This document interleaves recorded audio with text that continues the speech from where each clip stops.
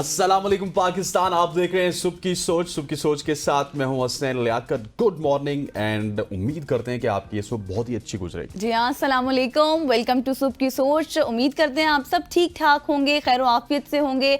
आज हमारे पास बहुत कुछ है बताने के लिए, लेकिन मौसम की सूरत हाल अगर हसनैन सबसे पहले हम बात करें तो बारिशें नहीं हो रही, स्मोक बढ़ती जा रही है। ऑफिस आते वक्त भी सुबह इतनी ज़्यादा स्मोक थी कि मुझे गाड़ी की शीशे जो है, वैसे मैं नहीं बंद करती लेकिन मुझे बंद करके बैठना पड़ा। आज हमारे पास बहुत सी इंटरेस्टिंग और इन्फॉर्मेटिव स्टोरीज भी हैं, लेकिन हमेशा से हसनैन जैसे कि आप स्टोरीज पर जाने से पहले कुछ बताते हैं। कोई अच्छी स्टोरी है आपके पास? आज बहुत ही अच्छी स्टोरी है गजल। जिस तरह आपने बताया बारिशों के हवाले से, बारिशें नहीं हो रही तो चले हम दुआ करते हैं बारिशें हो जाए। लेकिन आज जो मेरे पास स्टोरी ये है कि आतिफ असलम को तो आप जानती होंगी, हाँ। पाकिस्तान के एक रिनाउंड सिंगर हैं।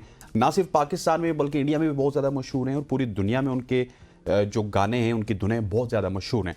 आतिफ असलम के हवाले से रिपोर्ट ये किया जा रहा है कि उनको ऑफर हुई सऊदी अरब में परफॉर्मेंस की कि आप आइए, आप यहाँ पे आके परफॉर्म कीजिए। लेकिन आतिफ असलम ने इनकार कर दिया। इनकार क्यों किया? उन्होंने कहा कि मेरा दिल ये नहीं मानता कि जिस सरजमीन पे मक्का और मदीना है वहाँ पे जाके मैं परफॉर्म करूँ। That is very good. हम पिछले काफ़ी अरसे से देख रहे हैं कि सऊदी गवर्नमेंट, सऊदी जो नए वलीअहद हैं मोहम्मद बिन सलमान, उनकी ये कोशिश है कि सऊदिया मॉडर्नाइजेशन की तरफ जाए। exactly. लेकिन एक मॉडर्न शख्स की जानिब से, एक सिंगर की जानिब से इस तरह की बात आना यकीनी तौर पे एप्रिसिएशन बनती है। इवेंट था, कोई इवेंट में उनको बुलाया। इवेंट्स तो वहाँ पे बहुत ज़्यादा होते हैं आजकल, तो एप्रिसिएशन बनती है आतिफ असलम के लिए जिन्होंने वहाँ पे जाके परफॉर्म करने से इनकार कर दिया। और आतिफ की आपने सुना होगा बहुत सारी ऐसी चीज़ें भी हैं। ताजदारी हरम जब इन्होंने गाया, पढ़ा, बेग पार्डन, इसके अलावा और भी बहुत सारे कलाम है जो आतिफ ने पढ़े, वो जुबान ज़द-ए-आम हो गए। और इसी वजह से शायद मोहब्बत उनके दिल में ज्यादा है तो मक्का और मदीना की हुर्मत को सामने रखते हुए ऐसी मुकद्दस जगहों पर थोड़ा सा भी अच्छा भी नहीं लगता है इस तरह की परफॉर्मेंस होना। मेरा ख्याल है कि मक्का मदीना को भी सामने रखा। और फिर सऊदीया है तो बहुत बड़ा, अगर तमाम की बात की जाए तो वहां से 16-17 घंटे की ड्राइव है मक्का मदीना की। या फिर जद्दा की बात की जाए, जद्दा से भी मदीना बहुत दूर है, मक्का थोड़ा सा करीब है। लेकिन इसके बावजूद भी उनका ये मना करना, मेरा ख्याल है कि हमारी तरफ से भी उनका अच्छा एप्रिसिएशन बनती है। अब हम चलते हैं अपनी स्टोरीज की जानिब। और सबसे पहली थोड़ी सी मेरे पास आज इस तरह की स्टोरी है जो कि इंसान को तशवीश में मुब्तला कर सकती है। लेकिन आप कुछ ना कुछ उसके हवाले से आगाही भी बताएं। क्योंकि उसके जाहिर है उसके कुछ, हर चीज़ के कुछ बेनिफिट्स भी होते हैं और कुछ डिसएडवांटेजेस भी होते हैं। तो मौसम से भी रिलेट करती है। सबसे पहले हमने बात ही मौसम की थी, तो पाकिस्तान भर में हलक की बीमारी, खुन्नाक जिसे हम डिप्थेरिया कहते हैं इंग्लिश में, उसका फैलाव का खदशा जो है बहुत ज़्यादा बढ़ गया है। और इस हवाले से जो विफाक है उसने सूबों को ये हिदायत जारी की हैं कि आप इस हवाले से इसके सदेबाप के लिए, इसको ओवरकम करने के लिए, रोकने के लिए जो है वो हंगामी बुनियादों पर इकदाम करें। मुख्तलिफ शहरों में ये जो बीमारी है, इसके केसेस और इसमें अमवात जो है वो रिपोर्ट हो रही हैं और मज़ीद जो है इसमें अमवात का भी खदशा है। और ये एक जहरीले मादे से लाहक होने वाला जानलेवा बैक्टीरियल इन्फेक्शन है, और जिसमें आपसे क्या होता है कि नाक, खलक और जो बीमारियां होती हैं, सर दर्द होना, ये नुकसानात जो हैं वो बढ़ जाते हैं इस बीमारी से, जिसे हम खुन्नाक की बीमारी कहते हैं। इसमें क्या होता है कि ये एक छू की बीमारी भी है, एक इंसान से दूसरे इंसान में मुंतकिल भी हो जाती है। और साथ ही साथ इसमें आपकी जो अलामात हैं, आपको कैसे पता चलेगा कि ये आपको बीमारी लग गई है? सख्त खांसी होगी, आपको सर में दर्द होगा, सांस लेने में आपको दुश्वारी होगी, फिर आपका बुखार, फिर गले में खराश, फिर सर्दी ज़्यादा आपको लगेगी, नाक आपका बहुत ज़्यादा बहता रहेगा और नाक की बंदिश भी हो जाएगी। तो ये अलामात हैं। लेकिन इसको काउंटर करने के लिए आप ज़्यादा से ज़्यादा हाथ धोएं और चेहरे पे हाथ ना लगाएं और दूर से बात करें जैसे हम लोग कर रहे हैं। और फिर इसके साथ साथ जो है वैक्सीनेशन का अमल जो है इसमें बहुत ज़्यादा ज़रूरी है। साथ ही साथ जो ये बीमारी है, इसके इलाज में ताख़ीर पर अगर लेट कराएंगे आप इलाज तो 10% मरीज़ इंतकाल कर चुके हैं इस वक्त, जो रिपोर्ट हमारे सामने आई है। और नॉन वैक्सीनेटेड अफराद में नाक से शरह अमवात जो है वो 5 था 17% है। जबकि इसके साथ साथ आपको बताऊँ कि 5 साल से कम जो नॉन वैक्सीनेटेड बच्चे हैं उनमें ये बीमारी ज़्यादा फैल रही है और उनके मुतासर होने का ज़्यादा कहा जा रहा है कि वो मुतासिर हो सकते हैं। और ये बड़ी खतरनाक बीमारी है। जो भी बीमारी आपको लगती है ना, दूसरे से मुंतकिल होती है, वो बड़ी खतरनाक होती है। इसमें आपने इसका सदेबाप भी बता दिया। आपको हाथ धोने हैं, मुंह पे हाथ नहीं लगाना। जिस तरह हम एक सेफ डिस्टेंस पे बैठे हुए हैं, आपने इसी तरह से सेफ डिस्टेंस पे बैठना है।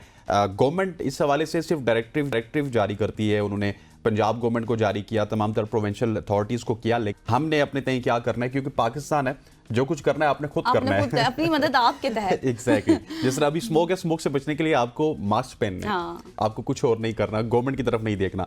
अगली खबर आपको बताते हैं जी, स्मोक के हवाले से हमने बात की तो स्मोक के हवाले से आपको खबर बताते हैं। पंजाब हुकूमत का सूबे भर के स्कूल्स और कॉलेजेस में छुट्टियों का ऐलान कर दिया गया और स्मोक के बढ़ते असरात के पेश नज़र पंजाब के तमाम अजला में स्कूल्स अब बंद रहेंगे और पंजाब के दफ्तरों के 50% अमले को ऑनलाइन काम करने पर मुंतकिल करने का हुक्म दिया गया है। दफातर में सिर्फ 50% स्टाफ को बुलाया गया है और 50% स्टाफ घरों में बैठ के काम करेगा और ये पाबंद भी होगा घरों में बैठ के काम करने का। और मुख्तलिफ महकमों के दरमियान मीटिंग्स भी ऑनलाइन होंगी, ज़ूम पे या फिर स्काइप पे होंगी। ऐलान पंजाब के तमाम सरकारी, नीम सरकारी, खुद मुख्तार इदारों के लिए भी किया गया है। लेकिन एक सवाल है मेरा, सवाल यह है कि क्या स्मोक बच्चों के अलावा मजदूरों और बाकी लोगों को मुतासिर नहीं कर सकता? कर सकती है, एग्जैक्टली। और दूसरी बात यह है कि ये जो मुतासरा शहर है उनमें घरों में मुकीम शहरी क्या स्मोक का शिकार नहीं होते, ये भी एक बड़ा सवाल है। क्योंकि जिस तरह से ये कहा जा रहा है कि 50% हाजिरी आप दफ्तरों में कर दें, बच्चों के स्कूल बंद कर दें, नोटिफिकेशन, ग्रीन लॉकडाउन, आवाम नहीं करती है एहतियात। बिल्कुल ऐसी। और 50% स्टाफ जिनको दफातर में बुलाया जा रहा है वो कोई बेहतर इम्यूनिटी सिस्टम उनका है कि उनको इस वजह से दफातर में बुलाया जा रहा है? आखिरकार हमारी वफाकी और सूबाई हुकूमतें वो जो एक पंजाबी का स्लैंग वर्ड है ना, डंग टपाओ, डंग टपाओ वाली पॉलिसी इख्तियार कर रही है। मुस्तकिल और देरपा हल का कोई नहीं सोच रहा इस वक्त। ऐसे ही इकदाम तो कर रहे हैं लेकिन अमली तौर पर उसके रिजल्ट्स हमारे सामने नहीं आ रहे। और हम देख रहे हैं लाहौर जो कि इस वक्त पीक पर है, लाहौर के बाद इस्लामाबाद भी है, मुल्तान भी है, फैसलाबाद भी है। हम अपने सेगमेंट वाइज उन तमाम तर शहरों को डिस्कस भी कर चुके हैं जो स्मोक की सूरत हाल जो है वो चल रही है। आगे बढ़ते हैं जी। हसनैन, आपको कौन सा फ्लावर्स पसंद है सबसे ज्यादा? चंबेली। चंबेली पसंद है। मुझे वैसे पर्सनली अगर मैं बात करूं तो रोज पसंद है क्योंकि हाईली वैल्यूड है। हाँ, गुलाब का फूल। लेकिन चंबेली जो है, जिसे आप मोतिया भी कहते हैं, जो जिसको हम लोग कहते हैं इंग्लिश में जैस्मीन, जो फ्लावर होता है, हाँ, यास्मीन कहना स्टार्ट हो गए। हाँ, ऐसा ही है। और उसमें ये है कि ये आपका, जिसको क्वीन ऑफ फ्लावर्स भी कहा जाता है, आपका नेशनल फ्लावर है और जिसे 15 जुलाई 1961 को पाकिस्तान का कौमी फूल करार दिया गया था।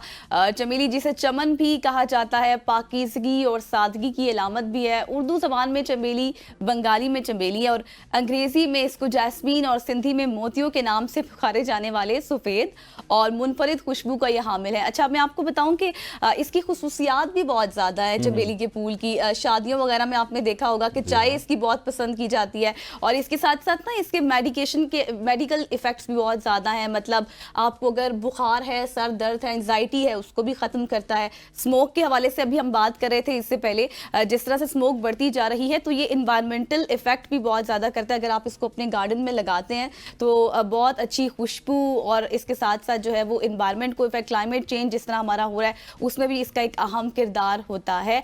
और वैसे भी ये शादियों वगैरह में औरतें भी बहुत पसंद करती हैं, बालों में इसके गजरे वगैरह। और ऊपर से है भी कौमी, जिस तरह आपने बताया कौमी हमारा फूल है और बहुत सारी चीजें, लेकिन हाँ। इसमें जो क्रक्स ये निकलता है कि ये सादगी की अलामत है और ऊपर से हमारी सकाफत की अलामत है। सो यास्मीन जहाँ पे भी हो हमें उसको कदर की निगाह से देखना चाहिए क्योंकि हमारा हाँ। कौमी फूल है और कौमी पीस, लव, प्रॉस्पेरिटी, Exactly. इस तरह की जो है ये इसकी खुसूसियात हैं। और आपको पता है कि जो इसे मुल्क की शनाख्त का जो है वो हम इसे कहें कि सैम्बल कह सकते हैं और महबूब निशान जो है इसको भी कहा जाता है, ये चमेली का फूल। और वैसे इसकी खुशबू, फ्रेगनेंस भी बहुत अच्छी होती है, लॉन्ग लास्टिंग भी होती है जब अगर आप इसको लगाएं परफ्यूम के तौर पर भी। तो बिल्कुल ऐसी है जी। आगे बढ़ते हैं और अगली खबर आपको बताते हैं। कल पीआईए के हवाले से हमने बात भी की थी। एक तो है गवर्नमेंट का मौकफ, एक था पीआईए का मौकफ, लेकिन एक है जो बात जुबान ज़्यादा आम होती है। जो पीआईए के जो अमला है, पीआईए के जो जहाज़ हैं, उनसे हमें इस तरह की खबरें मिलती हैं। सबसे पहले तो एक जुमले की बात करूंगा, बाकमाल लोग, लाजवाब सर्विस या फिर लाजवाब परवाज। पाकिस्तान के मारूफ शायर फैज़ अहमद फैज़ ने यह जुमला पाकिस्तान की कौमी एयरलाइन पीआईए के लिए लिखा था। अच्छा। और ये उस वक्त को याद दिलवाता है जब दुनिया भर से ना सिर्फ मुसाफिर इस फिजाई सर्विस के जरिए सफर करने को फख्र समझते थे, बल्कि बहुत सी खलीजी रियासतों की फिजाई कंपनियों के अमले की तरबियत भी इसी कौमी इदारे के सुपुर्द थी। लेकिन अब इसी एयरलाइन की 2024 की ऐसी हरकतें हैं कि जो हम रोज़ गिनवाते रहते हैं। कभी हमारा अमला जाता है कनाडा में जाके गुम हो जाता है, कभी वो यूरोप में जाके गुम हो जाता है और फिर डेफिनेटली पाकिस्तान के हवाले से फिर सवाल उठते हैं कि पाकिस्तान की जो कौमी एयरलाइन है इसके लोग क्या कर रहे हैं। अभी ये हुआ कि उम्रा ज़ायरीन ने आना था जद्दा से कराची। उम्रा ज़ायरीन की जो फ्लाइट थी वो जद्दा से कराची पहुंच गई, लेकिन हुआ ये कि फ्लाइट में तकरीबन 100 से ज्यादा मुसाफिरों का सामान वो फ्लाइट पीछे छोड़ आई। अच्छा। और मुसाफिर जब कराची आए तो कीमती सामान होता है, उसमें जमजम भी होता है, खजूरें भी होती हैं और भी बहुत सारी चीजें होती हैं। सामान को कराची पहुंचे बस जब मुसाफिर को पता चला तो उनका सामान गायब था। इसी तरह जब 2020 की बात की जाए तो वहाँ पे भी शारजा से इस्लामाबाद आने वाली कराची PIA की जो परवाज़ थी उस पर भी मुसाफिरों के सामान के बगैर वो पहुंची थी और मुसाफिरों का सामान पीछे छोड़ आते हैं। हालांकि एम्प्लॉयज़ बहुत हैं, बहुत ज़्यादा एविएशन के बातें होती हैं कि एक जहाज़ के साथ 700 एम्प्लॉयज़ हैं तो फिर भी काम सही नहीं करेंगे, इस तरह की खबरें बनेगी, फिर मामलात निजकारी की तरफ जाएंगे, फिर आप लोग आके तंग रोजाना होंगे। हम डिस्कस भी करेंगे PIA की निजकारी के हवाले से, उसमें इश्यूज तो हैं लेकिन शायद अब ये लगेज छोड़ देना मुसाफिरों का पीछे एक बहुत हैरत अंगेज बात है। और जाहिर कीमती सामान लोगों का PIA कर सकती है, PIA ही कर सकती है। और उसमें आपको पता है कि अब बाद में वजह क्या बनाई जाएगी कि वेट इश्यूज बनाया जाएगा और फिर जो है जगह नहीं थी, ये तमाम तर जो है मामलात आगे लेकर चलेंगे। लेकिन अब जो स्टोरी मैं आपके साथ शेयर करने वाली हूँ बहुत ही अच्छी है क्योंकि पाकिस्तान ने एक और रिमार्केबल फीट जो है वो अपने नाम कर लिया। अनफॉर्चुनेट इस वजह से भी है, अच्छी भी है, लेकिन अनफॉर्चुनेट ये है कि जो हमारी चैंपियंस टीम थी, दिफाई चैंपियन थी, उसको भारत के वीजे जारी नहीं है। वही तो मैं बताने लगी थी कि भारत जो है हमेशा से उसने हट धर्मी का मुजाहरा किया है, ओछे हथकंडे इस्तेमाल किए हैं और एक वो जो RSS हिंदुत्वा आइडियोलॉजी है वो उसको बदलने का नाम ही नहीं ले रहा भारत। वर्ल्ड यूथ चैंपियंस और दिफाई एशियन यूथ टाइटल होल्डर्स की हैसियत से पाकिस्तान की गैर मौजूदगी एक अहम सेटबैक है क्योंकि वीजे नहीं मिले पाकिस्तान को और जिस वजह से जो है वो अब एशिया यूथ स्कैरेबल चैंपियन के लिए पाकिस्तान टीम टाइटल के दिफा से महरूम हो गई है। पाकिस्तान ने एजाज हासिल किया था, उसमें अपने दिफा की नुमाइंदगी करनी थी हसनैन, लेकिन वही भारत ने जो ओछे हथकंडे अपने इस्तेमाल किए हैं, एक प्रोसेस जो है उसके हवाले से दरख्वास्तें दी गई और कहा गया कि आप इसको प्रोसेस करें, आगे चलें, हमें वीजे दें। बट जो भारतीय हाई कमीशन है उनकी जानिब से लेट प्रोसेस किया गया और वीजे भी नहीं दिए गए और ये बताया जा रहा है कि निस्फ यानी कि आधी जो टीम है उसको वीजे नहीं दिए गए हैं। और पाकिस्तान ने 2022 में भी भारत के खिलाफ ये मुकाबला जीता था और अब फिर जब पाकिस्तान ने एजाज लिया, अपने नाम किया, तो जी ये भारत ने अपना इतना बड़ा से जो कर दिया, मतलब ये चीज जाहिर कर रहा है कि भारत किस हद तक नफरत करता है और वो बर्दाश्त ही नहीं कर सकता अगर आप जीत गए हैं तो। बिल्कुल ऐसे जिस तरह आपने स्क्रेबल की बात की तो स्क्रेबल चैंपियनशिप में पाकिस्तानी खिलाड़ियों ने जहां पे भी गए उन्होंने अपने झंडे गाड़े। 2022 की बात की जाए तो भारत में उन्होंने एक टाइटल जीता था। अब देखिए एशियन टाइटल हो रहा है और वहां पे एशिया की टीम मौजूद नहीं है, वो टीम मौजूद नहीं है जो कि दिफाई चैंपियन है। आपने एक इवेंट जीता हुआ है और आप अगले इवेंट में जा ही नहीं रहे जस्ट बिकॉज ऑफ वीजे। मेरा एक सवाल है जाते हुए, ये भारत, आप भी इसका जवाब दे सकती हैं, ये भारत वाले पाकिस्तान से इतना डरते क्यों हैं? इसीलिए ना डरते क्रिकेट क्योंकि खेलने को बर्दाश्त जाते नहीं हैं, कर ना हमारी सकते। टीमों को बुलाते हैं और जो उनकी मजबूत टीमें होती हैं उनको कभी कभार भेज देते हैं और जो हमारी मजबूत टीमें होती हैं उनको वीजा ही जारी नहीं करते। इसीलिए क्योंकि वो नहीं चाहते कि वो अपने साथ किसी कंपैटिबल अफराद को देखें। अब जिस तरह से पाकिस्तान ने अब भारत का मुकाबला ये जीता और वहाँ पर नुमाइंदगी करनी थी, इस तरह हमने देखा कि जिस तरह पाकिस्तान मुसलसल जो है अचीवमेंट्स हासिल कर रहा है, चाहे वो कोई भी खेल हो, कोई भी यूथ चैंपियनशिप हो, उसमें तो वो कैसे बर्दाश्त कर सकता है? बिल्कुल ऐसे है। आगे बढ़ते हैं, आगे बढ़ते हुए आपको बताते हैं कि पाकिस्तानियों के अनोखे शौक तो आपको अक्सर सुनने को मिलते हैं, लेकिन अभी हम बात करेंगे एक ऐसे शौक की जिसने एक शख्स का नाम ना चाहते हुए भी, या फिर क्या कह सकते हैं, उससे कभी सोचा नहीं था, उसका नाम Guinness book of world record में शामिल करवा दिया। कैफीन का शौक रखने वाला अमेरिका का एक शख्स है जिसने एनर्जी ड्रिंक के 1019 कैन जमा करने पर गिनीज वर्ल्ड रिकॉर्ड हासिल किया। वो मैं आपको बताता हूँ। ये जो शहरी है इनके पास एनर्जी ड्रिंक्स के कैंस का सबसे बड़ा जखीरा है और जोल के मुताबिक, इनका नाम जोल है, उन्होंने कभी नहीं सोचा था कि इसके पास किसी भी चीज़ के लिए गिनीज वर्ल्ड रिकॉर्ड मौजूद होगा। जोल ने तकरीबन 6 साल कबल इन एनर्जी ड्रिंक्स का जायज़ा लेने के लिए अपना यूट्यूब चैनल शुरू किया, लेकिन फिर उन्होंने केन जमा करने लगे। जोल कहते हैं कि मुझे रिकॉर्ड जमा करने के लिए तमाम केन्स की वीडियो रिकॉर्ड करनी पड़ी, मुझे हर एक केन की तस्वीर भी लेनी पड़ी। मैं नहीं जानता था कि उन्हें हर एक केन के एक आइटमाइज फहरिस्त भी की भी ज़रूरत होगी और मुझे इस आइटमाइज लिस्ट टाइप करने में काफ़ी वक्त लगा। एक तवील अमल था, लेकिन ये मेहनत रायगा नहीं गई और finally Guinness book of world record में उनका नाम आ गया। मतलब देखिए उनकी ये मेहनत थी और जैसे वो खुद भी कह रहे हैं कि मुझे नहीं पता था, लेकिन मेहनत कभी रायगा नहीं जाती है और एक एक कैन की तस्वीर लेना, फिर उसको कलेक्ट करना, फिर आगे भेजना, ये बहुत बड़ा अमल था। आगे बढ़ते हैं कि अमीरी गरीबी का फ़र्क तो माशरे में आम ही है, लेकिन दुनिया की बड़ी खुराक और मशरूबात बनाने वाली इंटरनेशनल ब्रांडेड कंपनियां भी अमीरी गरीबी का फ़र्क करने लगी हैं। पेप्सी हो, यूनिलीवर हो, ये बड़ी नाम है, बड़ी कंपनियां हैं। इनकी जानिब से जी भारत की ये भी स्टोरी है। भारत में गैर मयारी मसनूआत जो है वो फ़रोख्त की जा रही हैं, जिस हवाले से ये अब ये तनकीद की जद में आ गया और भारत ने एक अच्छा इनिशिएटिव लिया है कि इसके ऊपर वो इन्वेस्टिगेशन भी करेगा, बातचीत भी करेगा और कहेगा कि भाई इस तरह से मशरूबात गैर तसली बख्श बनाना, एक नामी गरामी कंपनियां अमीर ममालिक के मुकाबले में गरीब ममालिक में निस्बतन गैर सेहतमंद जो है वो नज़र आ रही हैं। और जिस तरह से ये मसनूआत फ़रोख्त की जा रही हैं, ये लम्हा फ़िक्रिया अगर मैं इसको कहूँ तो गलत नहीं है, क्योंकि पाकिस्तान में भी हो रहा है।